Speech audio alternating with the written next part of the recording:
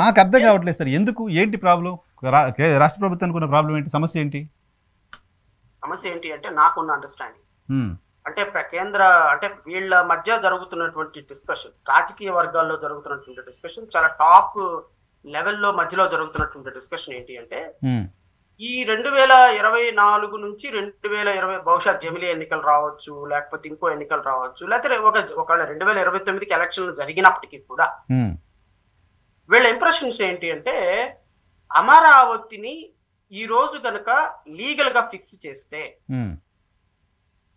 రేపొద్దున జగన్మోహన్ రెడ్డి వస్తే మళ్ళీ 3 రాజధానులు చేస్తాడు అనే స్లోగన్ ఇవ్వటానికి అమరావతి రైతుల దగ్గరికి, రాష్ట్ర ప్రజల దగ్గరికి వెళ్ళడానికి డోర్స్ క్లోజ్ అయిపోతాయి.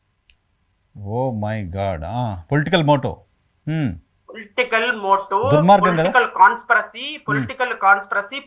మోటో ఇది నారా లోకేష్, అయితే చంద్రబాబు నాయుడు, పవన్ కళ్యాణ్ ముగ్గురు అధ్యక్షతను జరుగుతున్నటువంటి అమరావతి రైతుల గొంతులు కోసేటువంటి కార్యక్రమం.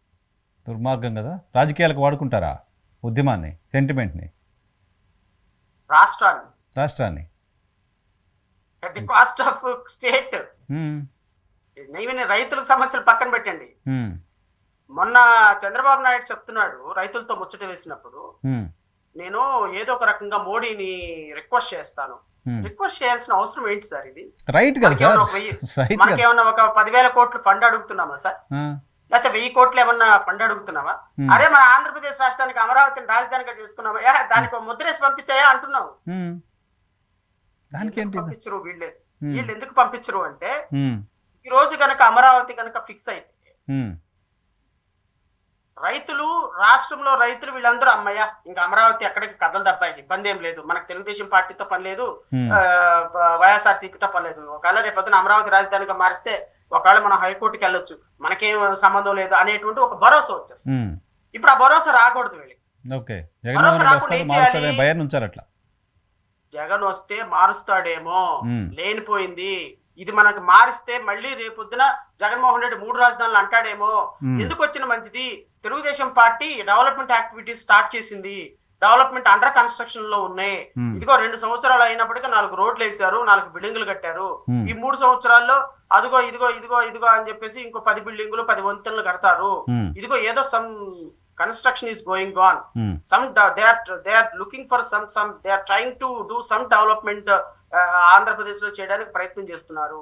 ఈ సందర్భంలో మళ్ళీ తెలుగుదేశం పార్టీ అధికారాన్ని మారిస్తే మళ్ళీ మొదటికే మోసం వస్తుంది. కాబట్టి మనం ఎట్లా అయినా సరే ఈసారి మళ్ళీ తెలుగుదేశాన్ని రిటైన్ చేసుకోవాలని రైతులు అనుకోవాలి, అమరావతి రైతులు అనుకోవాలి, మిడిల్ క్లాస్ మ్యాన్ అనుకోవాలి, ఆంధ్ర ప్రజలు అనుకోవాలి.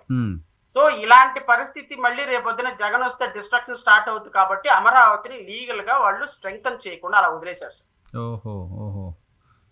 ఓకే, ఇది పొలిటికల్ మోటో కనపడుతుంది. మిగతా సమస్యలు ఎందుకు పరిష్కారం చేయలేకపోతున్నారు సార్? ఇంకా చాలా సమస్యలు ఉన్నాయి. అసలు ఇప్పుడు రైతుల బాధ ఏంటి? ప్లాట్లు కూడా ఇవ్వలేకపోతున్నారు, ఇంకెక్కడో ప్లాట్లు ఇస్తున్నారు మాకు. ఆ భూములు అసలు మాకు గవర్నమెంట్ తీసుకుందో లేదో తెలియదు. ప్లాట్ రాళ్ళు బాతారు, ఆ రాళ్ళని పోయినాయి, ఎక్కడున్నాయో తెలియదు, ఎప్పుడు డెవలప్మెంట్ జరుగుతుందో తెలియదు. చాలా ఆవేదన రైతుల్లో వ్యక్తమవుతుంది సార్. సినిమాలు చూస్తారా మీరు?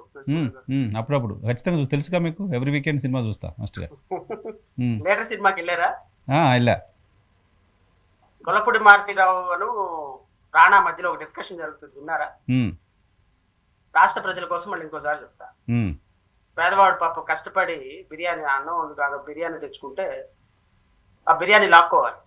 ఆశగా పాప ఆకలితో అటు ఇటు చూస్తే ఏదో మరి కష్టపడి సరే బిర్యానీ అయిపోయింది కానీ భోజనం తెచ్చుకుంటే అది కూడా లాక్కోవాలి. అది కూడా లాక్కొని రైస్ ఫ్రీ అనాలి.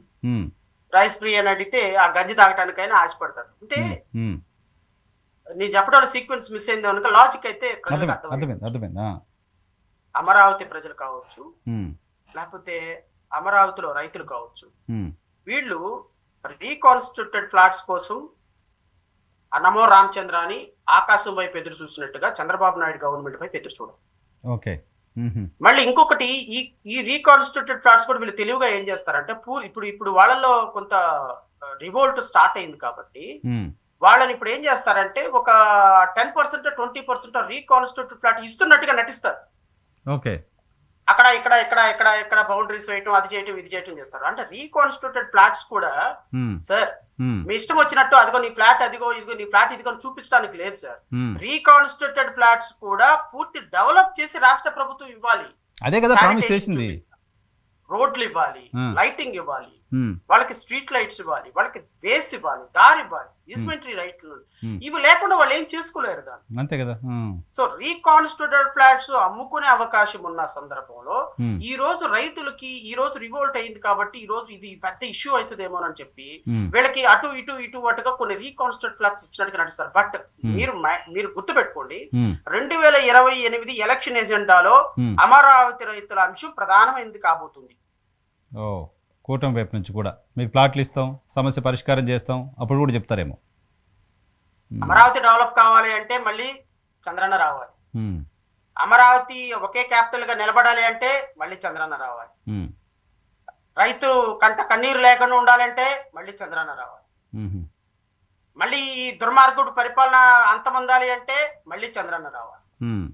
సో ఈ విధమైనటువంటి స్లోగన్స్ తోటి అమరావతి రైతుల్ని రైట్ ఫ్రమ్ 2014 నుంచి 2014 నుంచి మోసం చేసుకుంటూ ఈ రోజు వచ్చినటువంటి మోసం ఈ రోజు రైతులకి కూలంకుషంగా అర్థమైంది. ఓకే, స్పష్టంగా అర్థమైంది. ఏమని 17 సంవత్సరాలు 17 నెలల్లో కనీసం రైతులతో కలవని ముఖ్యమంత్రి ఏం ముఖ్యమంత్రి అండి? ఎందుకోసం వచ్చావు నువ్వు? ఉంటుంది అమరావతిలో. నువ్వు నీ ప్రభుత్వం ఏర్పడింది అమరావతి యొక్క బిడ్డల యొక్క రక్త మాంసాల మీద. ఈ రోజు నీ ప్రభుత్వం ఏర్పాటు కావడానికి కారణం అమరావతిలో మహిళలు, రైతులు, బిడ్డలు, ఆడ మహిళలు. సార్ నాకు తెలిసి నిజంగా నేను చాలా సీరియస్ గా చెప్తున్నాను నరసింహరావు గారు, అసలు ఒక 1700 రోజులు ఇళ్లలో పొయ్యి వెలగలేదు సార్ ఆడవాళ్ళకైతే. పొయ్యి దగ్గర ఆడవాళ్ళు లేరు, మగాళ్ళు అంటుండారు సార్, మగవాళ్ళు అంటుండారు. నిజంగా నిజాయితీగా చెప్తున్నా, ఏ కమ్యూనిటీ అనేది నాకు సంబంధం లేదు. రైతు అనేవాడు ఒకే ఒక కమ్యూనిటీ సార్, నాకు అన్నం పెట్టే రైతు. వాళ్ళ కమ్మ, రెడ్డ, ఇంకోళ్ళ నేను మాట్లాడు. ప్రతి రోజు నేను ఎన్ని బాధలున్నా, ఎన్ని కష్టాలున్నా, ఎన్ని కోర్టులో కేసులున్నా సాయంత్రానికి అమరావతి రైతుల కోసం మాట్లాడేవాడు. 1700 రోజులు మహిళల యొక్క కష్టంతో ఏర్పడిన ప్రభుత్వం ఇది. వాళ్ళని పిలిచి నువ్వు గౌరవించుకోకపోతే ఇంక దేనికోసం నువ్వు ఉంది? అదే కదా. సిఆర్డిఏ కమిషనర్ రైతులు వెళ్తే నవ్వుతాడంట, అవహేళనగా చూస్తున్నాడట. అవహేళనగా ఎవరికి ఇచ్చారు భూములు, ఎవరిని అడుగుతున్నారా, వెళ్ళి అడగని పోండి అంటాడట. 3 నెలల క్రితం కలిసిన మినిస్టర్ ఈ రోజు వరకు దిక్కు దేవనం లేదట. నారా లోకేష్ అసలు మాట్లాడు, చంద్రబాబు నాయుడు అసలు మాట్లాడు, సృజనా చౌదరి అసలు మాట్లాడు. వీళ్ళందరూ ఈ అమరావతిని అడ్డం పెట్టుకుని అధికారంలోకి వచ్చిన దుర్మార్గులు వీళ్ళంతా. ఆడపిల్లకి కంట కన్నీరు ఒలికితే నేను వస్తానన్నాడు పవన్ కళ్యాణ్. అమరావతి రైతుల గురించి ఎందుకు మాట్లాడు? అదే కదా, ప్రభుత్వంలో లేవా?